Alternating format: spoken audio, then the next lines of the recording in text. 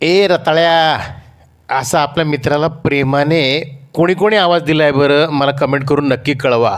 Welcome to Madhukar recipes. मित्रांनो, आजच्या भागामध्ये तुम्हा सगळ्यांचं खूप खूप मनापासून स्वागत. आपण इथं मस्तपैकी लाल लाल दिसणारे रताळे, त्याला साकरू म्हणतात, स्वीट पोटॅटो म्हणतात, शकरकंदीसुद्धा म्हणताना मी ऐकलं आहे.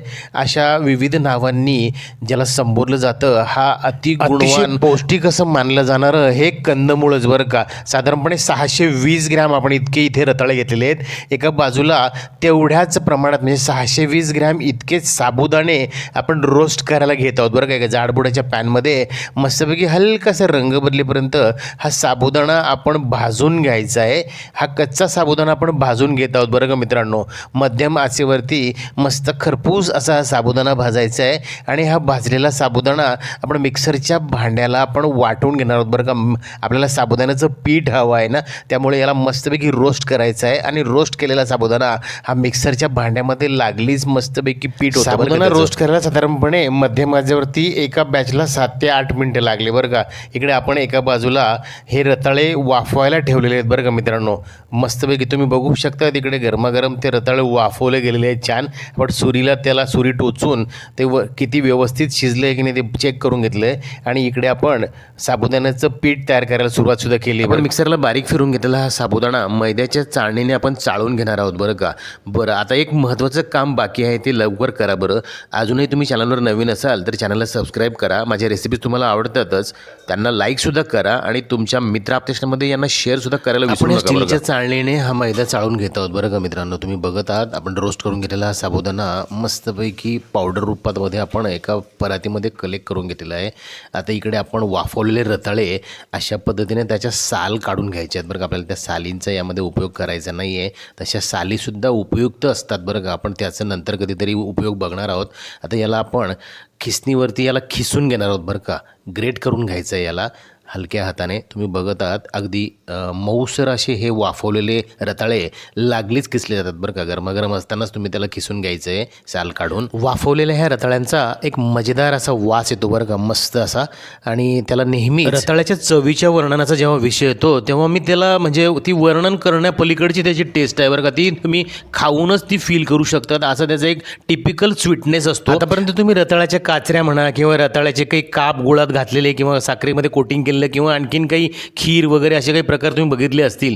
पण या पद्धतीने पापड तुम्ही पहिल्यांदाच बघत असाल. आजपासून मात्र हा तुमच्या मेनू कार्डमधला, तुमच्या यादीमधला, रेसिपी लिस्टमधला हा परमनंट मेंबर होऊन बसणार बरं का. याची गॅरंटी मी घेतो. इतका अप्रतिम असा हा पापड तयार होतो आणि उपवासासाठी म्हणून तुम्ही नक्की याला ट्राय करायचं आहे बरं. आता इथे मिक्सिंग बाउलमध्ये आपण उकडलेल्या ह्या रताळ्यांचा कीस घेतलेला आहे. त्यामध्ये साबुदाण्याचं पीठ घातलं आहे. त्यामध्ये आपण हिरव्या लाल झालेल्या मिरच्या 10 ते 12 मिरच्या आपण त्याची भरड घातलेली आहे. 1 चमचा आपण जिरं घालायचं आहे आणि 2 चमचे मीठ घालायचं आहे. साधारणपणे 5 ग्रॅम जिरं आणि 20 ग्रॅम इतकं मीठ घातलेलं आहे. बरं, आता याच्यात सगळ्यात महत्त्वाची जी क्रिया असणार आहे ती म्हणजे हे सगळं एकत्र करण्याची क्रिया बरं का. याला तुम्ही ह्या सगळ्या रताळ्याच्या मॉइश्चरमध्ये आपण हे पीठ हाताने रगडून रगडून रगडून एकत्र करायचं आहे बरं का. हळूवार पद्धतीने त्याला ठेचायचं आहे, चेंदामेंदा करायचा आहे, खूप मसाज द्यायचा आहे. तुम्ही ही प्रक्रिया जेवढी वेळ देऊन कराल तेवढा तुमचा हा पापड अगदी सॉफ्ट येणार आहे बरं का. ह्या क्रियेवरतीच तुमच्या ह्या रेसिपीची सगळी दारोमदार अवलंबून असणार आहे. त्यामुळे इथे तुम्हाला ज्या पद्धतीने स्क्रीनवर दिसतंय त्या पद्धतीने तुम्ही त्याला गोळा करा, ब्रेक करा आणि त्याला अशा मुठींच्या मदतीने त्याला तुम्ही पंच करत करत खूप खूप वेळ त्याला तुम्ही मसाज द्यायचा आहे बरं का. आणि त्यानंतर हलक्या हाताने कोमट गुणगुणं पाणी घ्यायचं आहे आणि थोडंसं जर तुम्हाला त्याला मॉइश्चरची गरज पडली तर वरतून थोडं पाणी स्प्रिंकल करून कोमट पाण्याचा तुम्ही वापर करायचा आहे.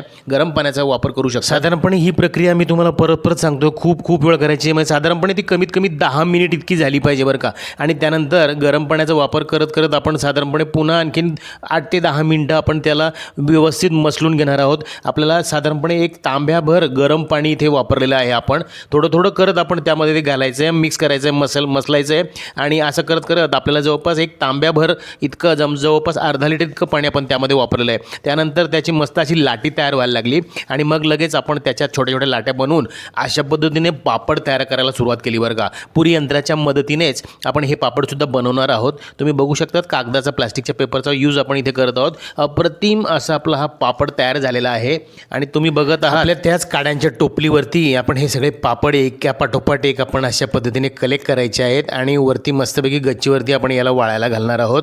तुम्ही बघाच इथे आपण आता एक एक करून असं पापड प्रेस करून घेऊया बरं का. याला साधारणपणे मध्यम जाडीचा आपण असं ठेवत आहोत. अतिशय अगदी पातळ पण नाही आणि जास्त जाड पण नाही. अशा पद्धतीने आपण ह्या टोपल्यांवरती असे हे पापडं कलेक्ट करायचे आहेत आणि वरती आता आपण कडक उन्हामध्ये याला गच्चीवरती वाळायला घालणार आहोत बरं का. चला तर आज आपण पापडं जे वाळायला घालायचे ते एका स्वच्छ कापडावरती वाळायला घालणार आहोत बरं का. कारण आज थोडं दुपारनंतरचा वेळ आम्ही हे पापडं बनवण्यासाठी घेतलेला आहे. त्यामुळे वेळ आपल्याकडे उन्हाचा कमी पुरणार आहे.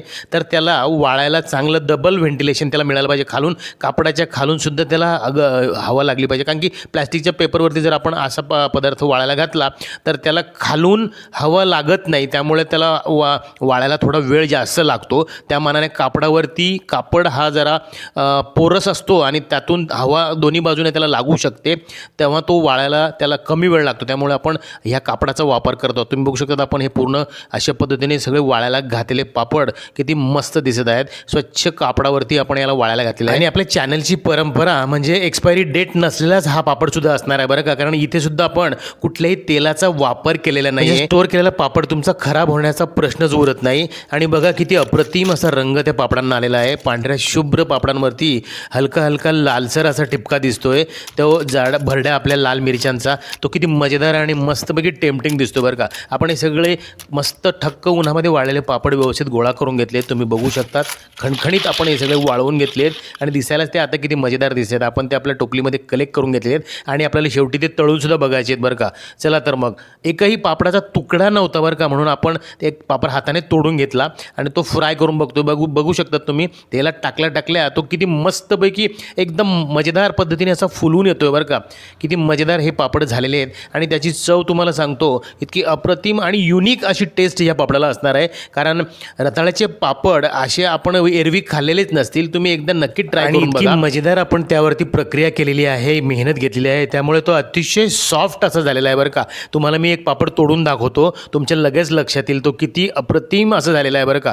तुम्ही बघू शकता त्यावरची लाल मिरची अगदी मस्तपैकी अशी एकदम टेम्पटिंग अशी दिसते. पापड तोडताना बघा नक्की ट्राय करा आणि मला कमेंट करायला विसरू नका बरं का. भेटूया पुढील भागात यापेक्षा मजेदार इनोव्हेटिव्ह रेसिपींसह.